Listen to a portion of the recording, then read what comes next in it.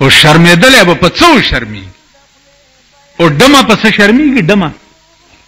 که ته ډمې ته ډمه ووایې نو هغه خو شرمېږي نه او ډمه ده که نه نو زمونږ مثال د ډمې دی شرمېدل به په څه شرمېږي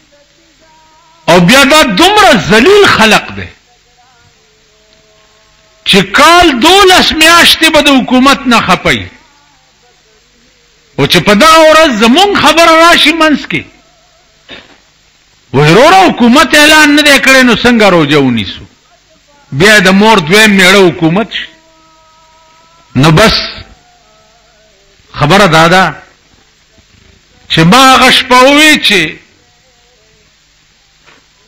والله العظیم چې اووه ځایه مې حلال کې اووه ځایه او ما ته یو شی حق ښکاره شي په ورډزوالي به مې که دنیا ورانېږي او که ودانېږي نو بیا میں ورته وی چې توحید تو یہ ہے کہ خدا حشر میں کہہ دے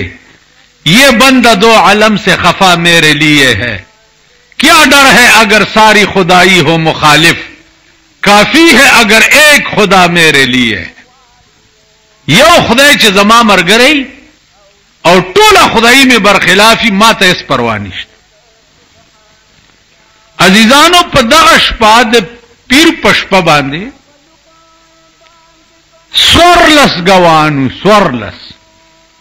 سورلس گوانو چې شمدید گواہی وکړه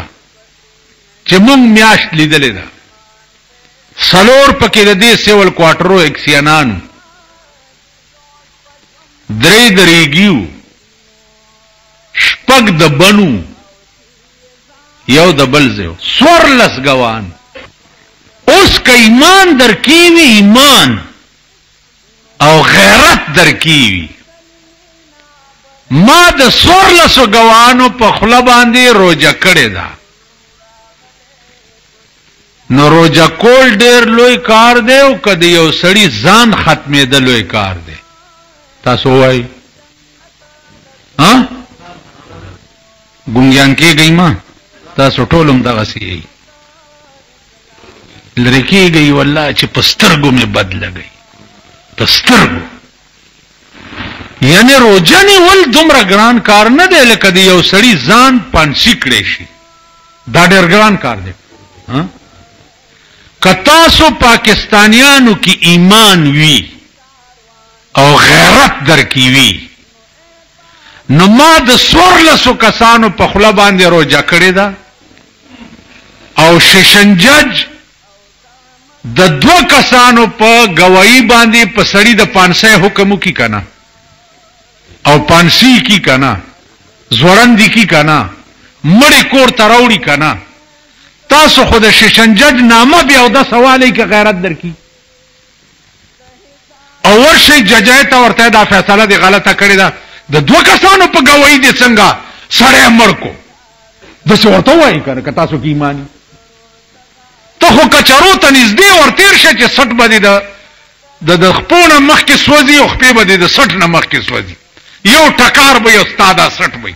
او ګیره به دې چولی چولی کې او منډې به وایي ته خو کړه تو که دې ملیانو ته ووایه تاسو خو ټټو کوئ ټټ هغه ځای کې چې د دوه کسانو په ګواهي دی څنګه سړی مړ کو ټټ خو هلته وکړه خو پوهېږې چې دلته مې دا د سټ رګ څوک نشي والی نو ځکه دې د ځان نه پړانګ جوړ کو شیخ صاحب تم په کلي کې کېنې مړه چا لیدلې ده حقه روجه یې خرابه نو خوله کې غاښونه نه یې ګیره یې داسې خولې ته یو هغه ورځ ویلې بله ورځ او چې ووپ شو په دې خوله کې مې داسې ویل ورګه چې درته وښیم زه تا ته چل وښیم دا خو د خسیانو راج دی او د خسیانو ملک دی او د خسیانو دنیا ده زه ووایم چې سبا روژه ده ته روژه مه که چې زه تا یو ګنټه ځوړند کم چې ستا عمر چې ته بیا ونه وایې چې روژه ده او که روژه نه ده یو ګنټه دې ځوړندو په دې کابل کې چې حکومت ټیټو او سختو چا ټټ کولې شو. روزه ده عرب دنیا کې وګوره اوقاف منسٹری اعلانو کی چې سبا روزه ده، بس روزه ده، سبا اختر ده. دلته خو هر د ګډې دوی آزاد ده. اور سړی ځان نه د قاضي صاحب او د مفتی صاحب زوی جوړ کړی دی. اوس دې رؤیت هلال والا کې قسم اوس تماتوای شیعاګان پکې دي، وابیان پکې دي، بریلیان پکې دي، دیوبندیان پکې دي، اهل حدیث پکې دي. دا پنځه واړه سیزونه په مرتبان کې را جمع کړي دي. نو دا غوي اتفاق راځي کور مران شه دلته محمد خان جمعات ته راغلي او مليان خپلو کې ون خطر په پرزونو یو مولا یو څه بل مولا بل څه بل مولا بل څه په خپلو کې ټسو مار سره جوړ پرزونه شروع کړ. بیا د بلوچستان حکومت داغي میاشت لیدلې و دې هلال کمیټي سره خبرې وکړې، دوی ونه منله. زه ګوایم ما د شپې په 1 بجه ور سره خبرې کړې دي او ما ته ویل چې یہ صوبہ سرحد کے لوگ ہمیشہ شرارت کرتے ہیں، صوبہ سرحد کے لوگ ہمیشہ شرارت کرتے. میں ورتل روزے تو صوبہ سرحد کے لوگ رکھتے ہیں، اٹکو پار تو رمضان کا مہینہ چڑھتا ہی نہیں ہے. اور ٹیلی فون میں بند کو ما ور سره کړی. نو تاسو وایي چې الله پاک دې پغبر ګسترګو هغه خلق وړاندې کی چې د 1400 کسانو په شهادت د علماو په مخ کې مولانا عبداللطیف صاحب غوندې سړی پکې ناستو چې په صوبه سرحد کې په مولا دنیا کې داغه غوندې عالم وخایي. صوبه سرحد کې دا ټول مليان را جمع کوي، ټول دا ما غوندې کوڅډب پکې دا ټول را جمع کوي او د مولوی عبداللطیف صاحب غوندې مولا وخایي. چې 14 ګوان شو ما ورته وکړه مال مولوی صاحب څنګه چل دی؟ محتل برادره اسمان کې علت یادای او چې علت وی دی یو سړی شهادتم کافی دی. اوس خو 14 تصل ورانه کې ما بیا په تحقیق کول مالدا دلا قوم ما ته معلوم دی یو کس پګوي کلیر کټ آرډر دی. د رؤیت هلال کمیټي تصور په اسلام کې نشته. تصور دا یو ډونګ مچاو کړي حکومت دې د پاره چې هغه د اسلام امرا وستو رؤیت هلال کمیټي م جوړ کړ. دا د اسلام رؤیت هلال کمیټي زمونږ د ویر د پاره جوړ. اوس په ایمان وای دې خو ګورئ تاسو کې چې مړې وشي څوک لمبای دا چا ویلې تا ویل چا ویلې مولا علم تم رګمال کړه غوندې نو مولیان دې خوښ نه دي تکنه ته خو ګوري مولا علم بای کنه کپن والا سو ګنډي مولا جنازه مولا کې مړ پالان دي چې ورکی دي مولا صاحب راشه ویس پارا. اوس مولا خدای خبر چې لاندې څنګه سپاری پته نه لګي. تاسو په ایمان وای چې کوم سړی غوړ مولای د رؤیت هلال کمیټي چیرمن او په پلازا کې ناست یو ټلیفون ورته پروت هغه ته به ته وایې چې راشه دا زما مړی ولمبه وه او به ویلی شي تصور نشي. سرب مولا ته به ته څنګه ووایې چې راشه زما مړی ولمبه وه. دین تر هغې پورې دینو چې په زور جماعت کې و په زاړه پوزي و په زاړه ځای کې د ناستې و دین تر هغې پورې دین چې څه وخت کې اهل دین پلازو ته لاړه لس او شل چتونو ته وختل الته دین ختم شو الته دین نه دی دنیا شو دنیا او دین متضادین سيزونه دي دا دوړه یو ځای کې نه جمع کی دا متضادین تر اوسه پورې چې دا دین را ټول دی او د حي علی الصلاح حي علی الفلاح आवाज اوري دا د غربت او د غریبۍ وجه ده کما ملا پلازو تشوا دا حي علی الصلاح حي علی الفلاح به ختم شي تاسو خیال راغی همیشه د پاره خدمت د دین غریبی خېټه کړي اوږي خېټه کړي تاسو وګورئ مونږ چې طالبانو ما نه یادېږي چې مونږ بغرمه یا ماښام په ماړه خېټه روټۍ خوړه نه یادي او سړه به مو خوړه او مدرسې ته بتلو نو خدای مولیان کړو او پوی کړو په خپل دین اوس چې خبره د تودې روټۍ او د غوړې خوروا ده خپنشي اوس څوک مولا کیږي نه د سکول ماسترګې ته جوړیږي مولا کیږي نه قاضی او سلم او صدرا او میبزی او میر زاید مولا جلال دل ولون کې په دې فارغ شداو کې نه پیدا کیږي دا یاد لرئ اورز میو طالب ته ته دوره کې وې سکال وچ مال مسلم ثبوت ته ویلې ده ویلې نه سلم دی ویلې ده ویلې نه ایو ول ما ویلې دي مال دا دواړه چالي کلی دي ول مصنف خو خدا کرا ته پتهشت اندازه کوي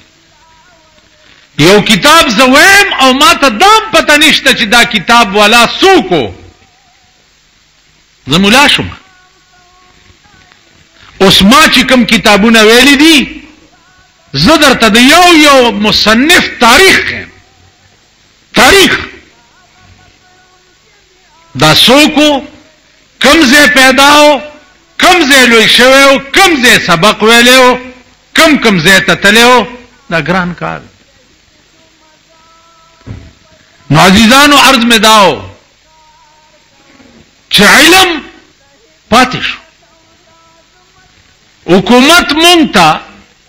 د ونډې اچولو عادت راکو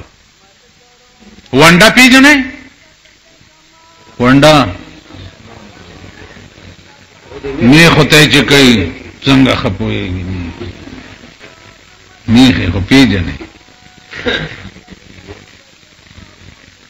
ونډه د بوسو د کلو او د بوري او چلا پکې خوند لپاره پوندانه مواچه کومه نه خواغه چې په ونډه عادت شي او په ونډه پیرا پرېدل شروع کی هغه میخه بیا به ونډه یا هغه غوا به ونډه پیرا پریدي تاسو د کلو خلک خدا پويږي کنه چې بچې مړی کما میخه غوا چې په ونډه پیرا پریدل شروع کی ابه ونډه پاینه پریدي عزیزانو د پاکستان حکومت لوی مهرباني دا وکړه چې مونږ مليانې په ونډو عادت کړو د اوقاف هر وزیر چې جوړیږي هغه کار بل نه سیوا د مليانو ته د ونډو کولونه تبه مليانو لونډه کې نو هغه ونډو کې یو رؤیت هلال مو یو رؤیت زب څنګه دا هغه رؤیت هلال په خله باندې اعتبار کوم چې پاکستان کې سلور صوبې دي او سلور واړه رونه دي خپلو کې که سند دی که پنجاب دی که بلوچستان دی که صوبه سرحد دی زمونږ دا ایمان دی چې دا ټول رونه دي د یو اولاد آدم دی ٹھیک ده لیکن کله نه چې رؤیت هلال جوړه ده په تاریخ کې د صوبه سرحد په شهادت اغي نه روجه کړی دا او نه اختر کړی دا سه رؤیت هلال له شرم نه دی پکار دا زمونږه رویته چې پکې ناشتي د دې خدای کور وران کی ما ته خودي وای دوی کنه چې ته د رویت هلال کمیټې ممبر شه چې دا خلای ماتوم کنه مونږ ورته ناشتي وروغه د ماشکیرونه د جاس ټیکټ ته سوکټینګې دی شي د کراچۍ د پلازا هغه خو بسکټو ته سوکټینګې دی شي بیا ټیا ډیا پیژنې ټیا ډیا دا چې رویت هلال کمیټې ممبر ته وای چې دا ټیا ډیا پکې لاڅ ته وای ټیا ایا ماشکیو ډولکی ته بغړې ده زامن ورته ګډ نشي کینی وجنو دي ول بچیا نه ګډې ولې په غاړه ناس ته مشک ډکې د ډولکی आवाज اورېدلې ول نه ګډېګم ز زامنو منی کړې ما چې بیا یو سات تیر شو نه ګډېګم په دې ډولکی کې که خیالو کې کله مست غوندې تار شروع کی خو چې مست تار شروع کړ دغه ډولکی پس مکه رويشته مړه د چاپلار خو بده ټټینګ شي مشکې وګرځول او ډولکی ته په غړېدو شروع شو نورور در اوی جاس ټیکټ ته ټی ډی ته د کراچۍ د پلازا غ بسکټو ته بده چاپلار خو ټینګ او بیا مونږ چې ازلی وګي مونږ هو بالکل نه شوټینګ قربان د هغه علماونه چې چا دا دین تر مونږه پورې پوګي خېټه را رسولې قربان د هغه علماونه چې د 300 کالو نه په پیښور کې واحد جماعت د قاسم علي خان دی چې همیشه د حق فیصله د دې جماعت نه کی واحد جماعت مولانا عبدالحکیم مفتی عبدالرحیم پوپلزیو مولانا عبدالقیوم پوپلزیو دا هغه خلقو چې و به وږي او شمله به نه ټیټه ده انګريز نو خرید کړي او نه په 45 کال کې پاکستان خرید کړي دي دا هغه علماو دا سډیر روټي خلاص را پاسې دي دی اوسه کمیټای جوړې کړي دي او صاحب رویت هلال جوړ کړي دي نه مونږ کې کایمانی چې ترسو قاسم علي خان جماعت ژوندې او د مفتی عبدالقیوم په خاندان کې سړی ژوندې ان شاء الله فیصله په دې جماعت کې کی غازی جماعت او نر جماعت د انګريزانو مقابله کون کې جماعت او د پیرنګیانو د دې پرکټو مقابله کون کې جماعت واحد په صوبه سرحد کې ده عزیزانو روزه ټیک د اتوار د پیر په ورځ صحیح روزه وا بیا هم د چهارشنبه په شپه میاشت ولیدا ها ټول ولیدا ا د ډومبای شپه وا په صدر کې وی یو وادي وی چراشه یو ګورې ورونو قیامت نږدې شو د ډومبای شپه ته وګوره د میاشت ته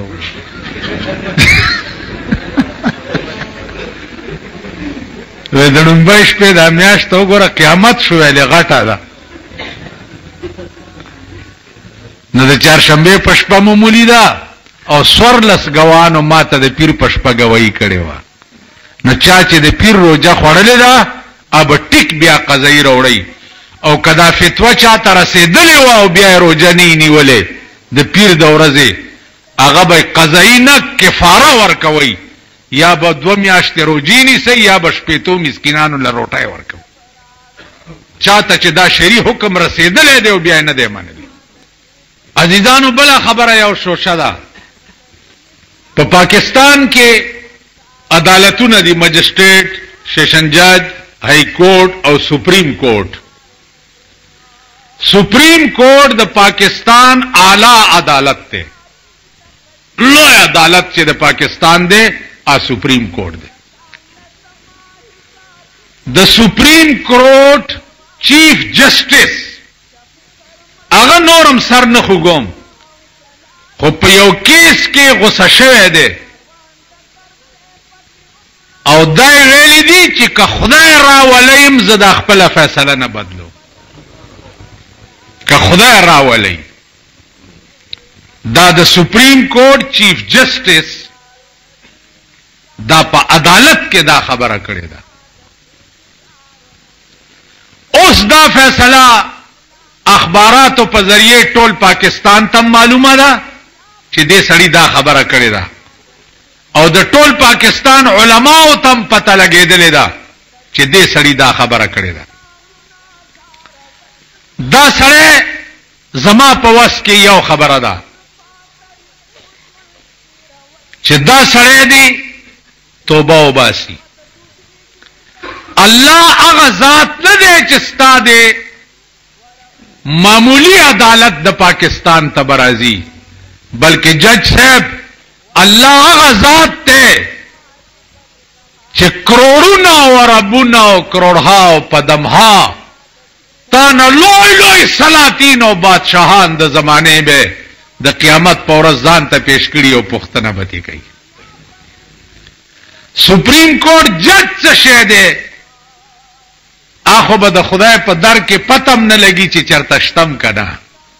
ته به خدای ته پیش کېږي، خدای به ستا عدالت ته نه راځي. ته به د خدای عدالت ته ځې، خدای به ستا عدالت ته نه راځي. اوس فیصله تاسو وکړئ چې په یو جماعت کې یو مولا په غوسه کې ووایي چې که خدای راشم دا خبره نه منم، هغه مولا به تاسو په جماعت کې پرېږدئ؟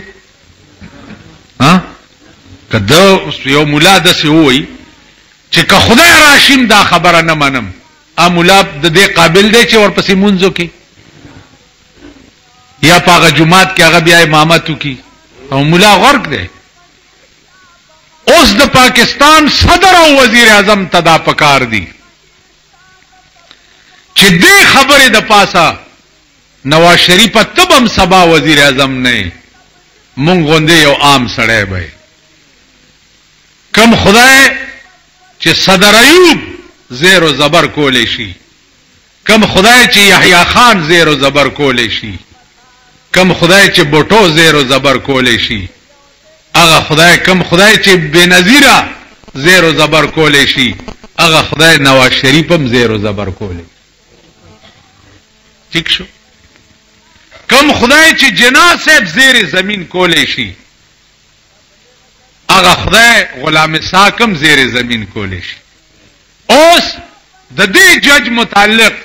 نن د وزیر اعظم او د غلام اسحاق د ایمان امتحان دی چې دا سړی په اسلامی ملک کې د سپریم کورټ جج ساتل پکار دی او کنه دی پکار. کدی نه بعد هم دا سړی په دې عدالت کې جج ساتلو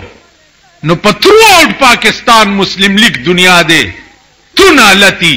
چې دینه بعد بم غلام اسحاق او نواز شریف د مسلم لیگ مشران غني. تاسو پوه شئ په خبره باندې؟